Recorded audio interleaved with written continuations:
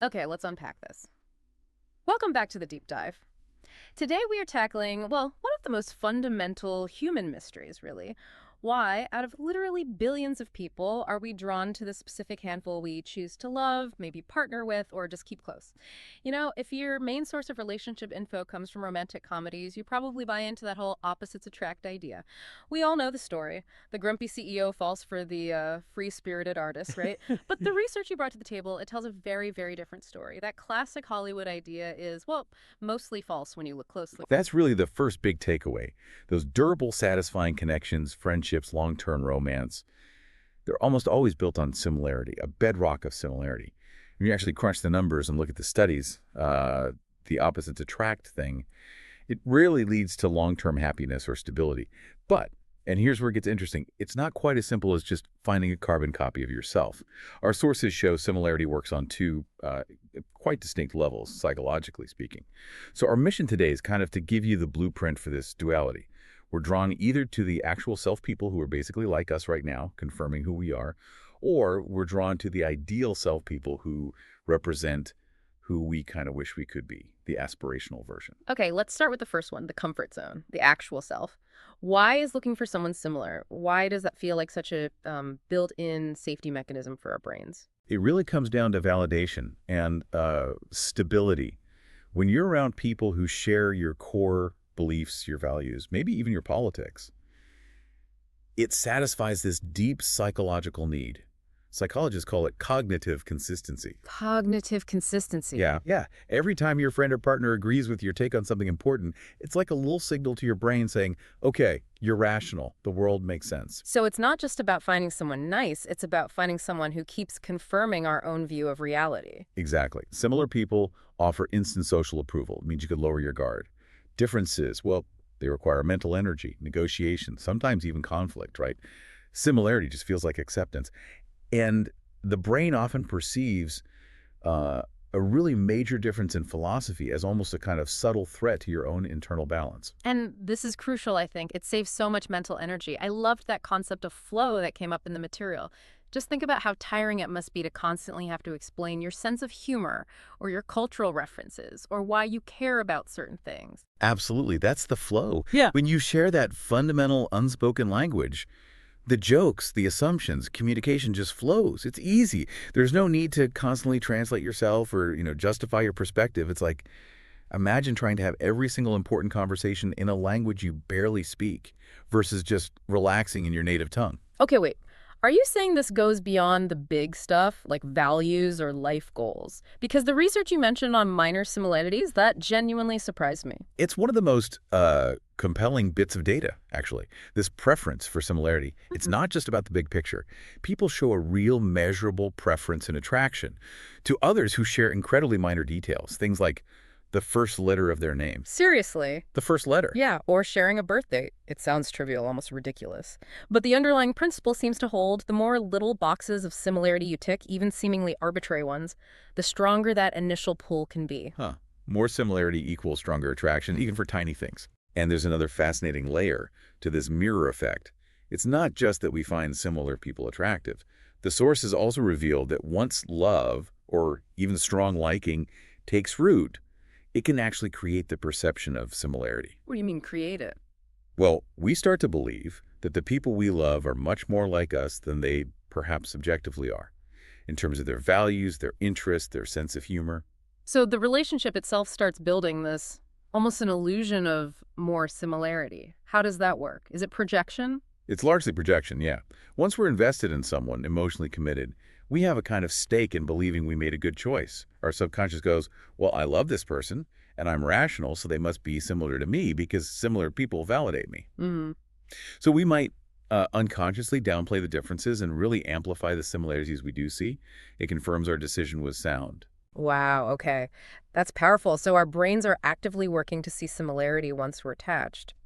Right, let's shift gears now to the other side of this, the more maybe challenging side, the aspirational attraction. Sometimes we aren't drawn to our reflection, but to, like you said, a blueprint, someone who embodies who we want to become. The ideal self. Exactly. The ideal self is that, perfected version of you that lives in your head. It's your highest goals, the personality traits you admire and wish you had more of, maybe the habits you struggle with. So, for instance, maybe your actual self is a bit disorganized, maybe struggles with saving money.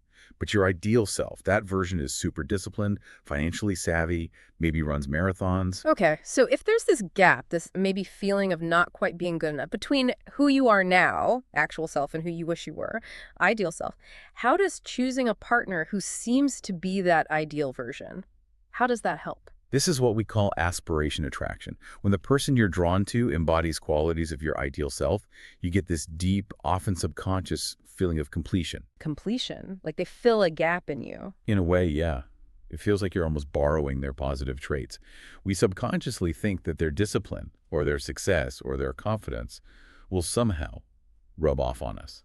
So if you're messy and you partner with someone incredibly neat, just being around them can give you the feeling that you are becoming neater too, even if your habits haven't actually changed much yet. They become this constant, accessible role model. It provides motivation. Choosing a partner who's, say, really successful or driven can be a subconscious way of saying, see, I'm moving towards that too. I value that. This reminds me so much of Carl Rogers, the psychologist. His ideas about congruence. He argued that the bigger the gap, the incongruence between your actual self and your ideal self, the more anxiety and dissatisfaction you feel, that kind of constant background hum of I should be better. Precisely. That internal tension, that incongruence, is something we're almost always trying to manage, consciously or not. Hmm. And choosing a partner is one of the major ways we try to regulate that feeling. So we either go for someone safe and similar, which reinforces our current reality, reduces the risk of feeling inadequate, or we swing the other way and choose someone aspirational, hoping that proximity will close that gap and push us towards our own ideal. Okay, that makes sense. Two different strategies to manage that internal gap. But what are the risks? What happens if we only chase the blueprint? If we only go for people who represent everything we wish we were and maybe neglect that foundation of basic similarity? Yeah, the sources are pretty clear about the danger there. If you choose someone only for those ideal aspirational qualities, that relationship is often set up for, well, exhaustion and inevitable disappointment. You essentially start treating your partner less like a complex human being and more like Yeah. a perfect statue, a symbol designed to complete you. A perfect statue. Wow. What does that look like in practice, in the day-to-day? Well, let's take that example of the super disciplined partner again. If you chose them primarily because they are, say, incredibly organized and financially perfect, you start to implicitly or even explicitly demand that perfection from them. It's like their job in the relationship is to embody that trait for you. So when they inevitably slip up, maybe they have a messy week, forget to pay a bill on time, be human, your disappointment isn't just mild annoyance. It can feel like a huge betrayal. Because they failed at the one thing you needed them for. Exactly. Because you weren't really loving the whole person, flaws and all. You were loving the function they served in your personal self-improvement project. When their real human imperfections show up, the whole idealized structure you built the relationship on starts to feel shaky, and that can lead to real conflict. That sounds incredibly unfair and, yeah, exhausting for the partner who's basically carrying the weight of your idealized fantasy. So what does the research point to as the healthiest mix? Where's the sweet spot between that comforting similarity and motivating aspiration? The consensus seems to be that the healthiest, most resilient relationships need a solid foundation. And that foundation is built on core value similarity. You need that shared ground on the big things, what you find funny, how you see the world, maybe basic approaches to life, money, family.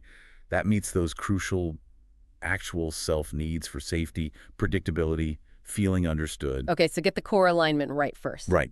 But then, on top of that solid base, the ideal scenario is that this foundation is complemented by just a few manageable differences. Differences that genuinely provide some inspiration, some gentle nudges for growth. Those are the elements of the ideal self-attraction working constructively. So you find someone who gets your humor, agrees on the big life stuff, but maybe they inspire you to, I don't know, eat healthier or read more widely or finally learn that language. Small push is not a total overhaul. Exactly that. Gentle inspiration, not a demand for perfection. And, if we zoom out a bit, the real goal here isn't just about picking the right partner. It's really about deep self-reflection. Maybe the most crucial takeaway for you, listening, is to focus first on self-approval. Self-approval, how does that help? Well, instead of looking primarily outside yourself for someone to complete you or embody your ideals, the work is to start appreciating and affirming those desired qualities within yourself right now, even small steps. If you want to be more disciplined, start celebrating the small acts of discipline you already manage. When you become more comfortable with your own ideal self and you feel like you're actively, even slowly moving towards it yourself, you massively reduce that psychological need to find completion solely through another person. So, wrapping up, we've really explored this core split today, haven't we? Attraction seems deeply rooted in one of two fundamental places. Either it's about the comfort, the security, the validation of seeing your current self mirrored back at you, or it's about the motivation, the pull, the inspiration you get from seeing a living example of the person you hope to become. Yeah, this deep dive, it really felt like it was less about just standard relationship advice and more about understanding your own internal landscape, your own motivations. So the next time you feel that magnetic pull towards someone could be a new friend, a potential partner, maybe take a beat. Stop and consciously ask yourself, what deep need is this attraction actually plugging into for me right now? And here's that final provocative thought we like to leave you with, something to maybe mull over. What would happen if you focused on finding your ideal self, not in a partner who embodies it, but perhaps in a relationship with someone who perfectly reflects and accepts your actual self, giving you the safety to grow on your own terms?